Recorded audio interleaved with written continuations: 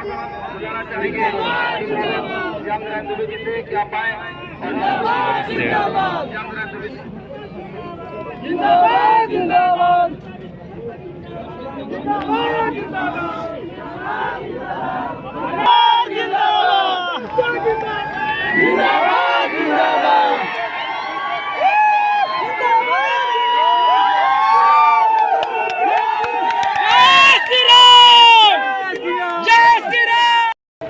आसाम से चलकर आए हम सबों के सम्मानित अभिभावक और झारखंड के चुनाव के सह प्रभारी और आसाम के लोकप्रिय मुख्यमंत्री, गरीब गुरबा की आवाज, दलित पिछड़ा समाज की आवाज और सबके साथ लेकर चलने वाले हम सबों के नेता पिछले 5 महीना से और झारखंड में कमल खिलाने के लिए हम सबों के बीच में पिछले 5 महीना से झारखंड के धरती पर आकर झारखंड को आगे बढ़ाने के काम करने वाले हमारे लोकप्रिय मुख्यमंत्री जी आदरणीय हेमंत बिस्वा शर्मा जी के लिए आप सभी लोग ताली बजाकर पूरा स्वागत करिए ताकि लगे कि ये ताली।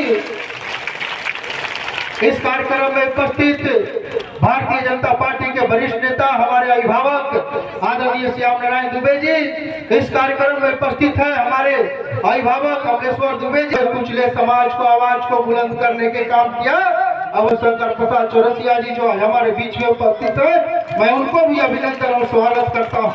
इस कार्यक्रम में उपस्थित है हमारे अखिलेश तिवारी जी, धीरेन्द्र दुबे जी और चैनपुर के सम्मानित मंडल अध्यक्ष भाई शशि और एनडीए की सरकार बनाकर यहाँ के युवाओं के रोजगार के लिए, माताओं बहनों के सम्मान के लिए और पलामू में पानी के लिए और पलामू में रोजगार के लिए मैं अपने आदरणीय मुख्यमंत्री जी से कहता हूँ कि अगर हमारी सरकार बन रही है झारखंड में, सरकार बनने के बाद सबसे बड़ी समस्या अगर पलामू की अगर कोई है तो बेरोजगारी समस्या है। उस पर अगर हमारी सरकार बनती है तो अधिक से अधिक काम करके पलामू के युवाओं को रोजगार देना ये हमारी आपकी प्राथमिकता है।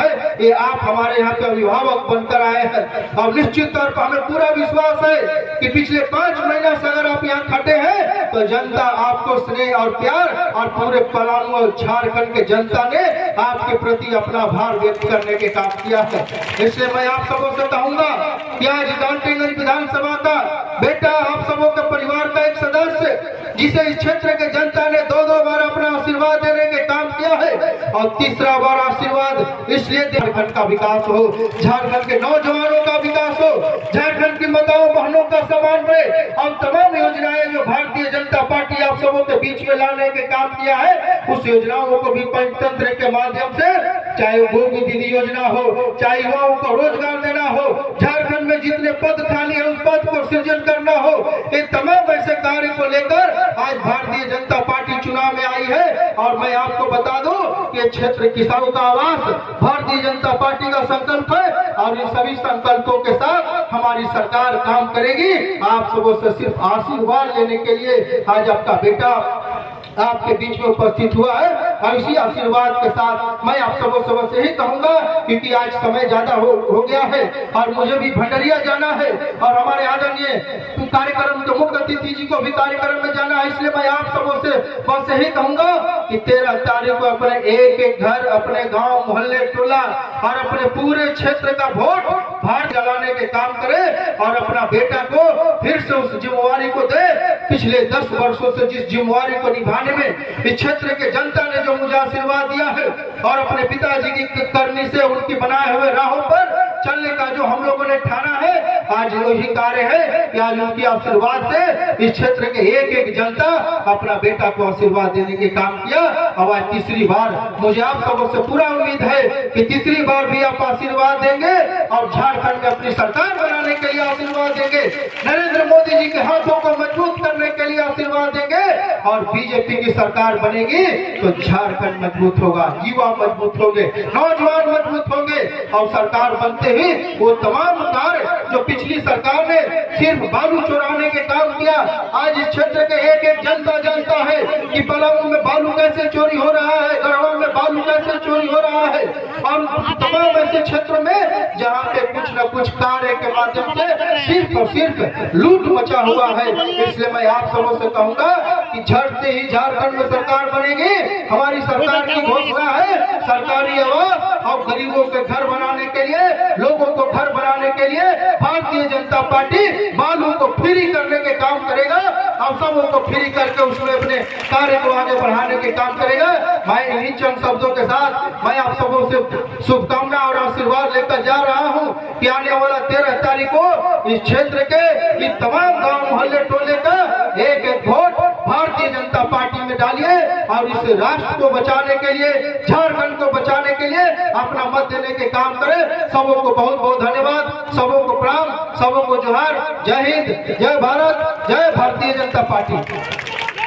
अब आपके बीच हम सभी को बीच में संबोधित करेंगे आदरणीय हेमंत बिस्वा शर्मा जी, हम सभी के बीच में आएंगे और भाषण करेंगे।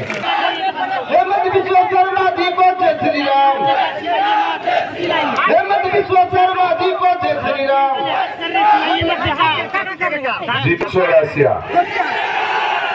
जीतेगा। अभी तो 13 तारीख चुनाव है, तो जीतेगा बोलने से पूरा चारों ओर आपका आवाज जाना चाहिए। जीतेगा कि नहीं जीतेगा? नरेंद्र मोदी, नरेंद्र मोदी, आलोक चौरसिया, आलोक चौरसिया। बहुत बहुत धन्यवाद। सभा में हमारे बीच में विराजमान हमारे वरिष्ठ नेता श्याम नारायण दुबे जी, अमलेश दुबे जी, भीषम चौरसिया जी, अखिलेश तिवारी जी, रघुराज पांडे जी, रामलाल चौरसिया जी, सतीश कुमार जी, बबलू गुप्ता जी, शैलेंद्र कुमार सालू जी, विकास चौरसिया जी, वीरेंद्र गुप्ता जी, शशि भूषण पांडे जी, सिकंदर चौधरी जी, प्रेमलाल चौधरी जी, देवेंद्र तिवारी जी, बाबन तिवारी जी, मुरी पांडे जी, धीरेन्द्र दुबे जी, भीमसेन जी, कवि शर्मा जी, शंभू पासवान जी, माताओं, पिताओं, भाई और बहनों, सबसे पहले मैं आप लोगों को यही बताना चाहूंगा कि ये जो चुनाव है, ये चुनाव ही है, ये पलामू का चुनाव नहीं है। ये पूरा चुनाव झारखंड को बसाने का चुनाव है। झारखंड में हमारा संस्कृति और सभ्यता को बसाने का चुनाव है।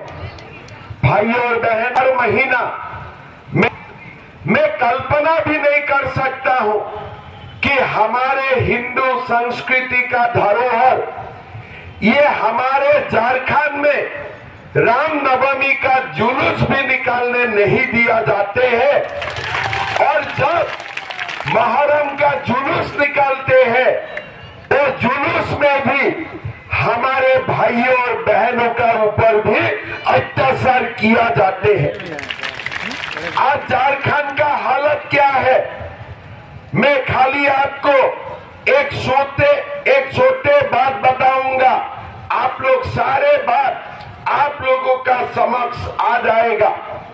हमारे झारखंड का जो संथाल परगना है, वहां में 1951 में हमारे कुल आबादी थे 23,22,292। इस आबादी का 90% हिंदू थे, 20,98,000 लगभग 21 लाख हिंदू थे, और खाली 9% मुसलमान थे। लेकिन 2011 तक ये सब कुछ बदल गया। हिंदू का आबादी घाट के 67% हुए, 90 से घाट के 67% हुए।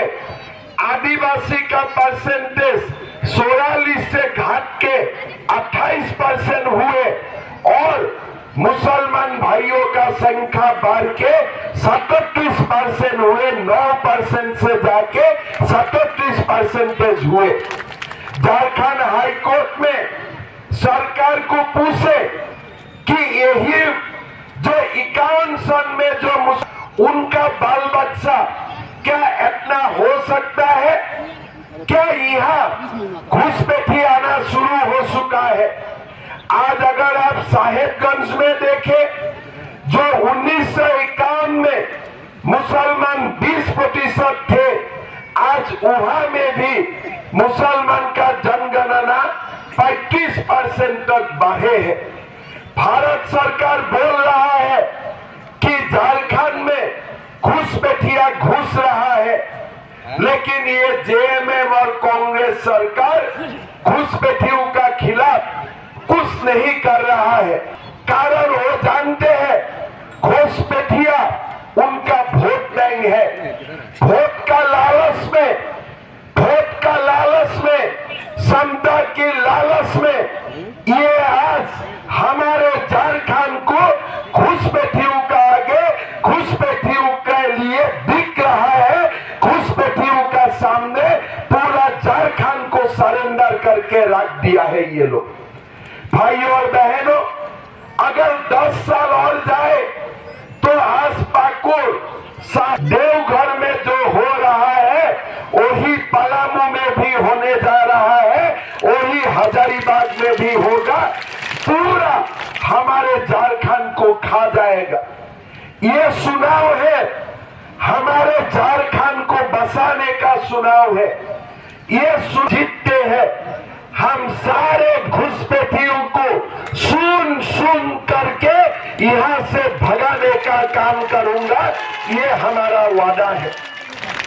भाइयों और बहनों, आज समझ सकता है कि आज ये जो सरकार है, ये रामनवमी ये इम्पोर्टेंट नहीं है।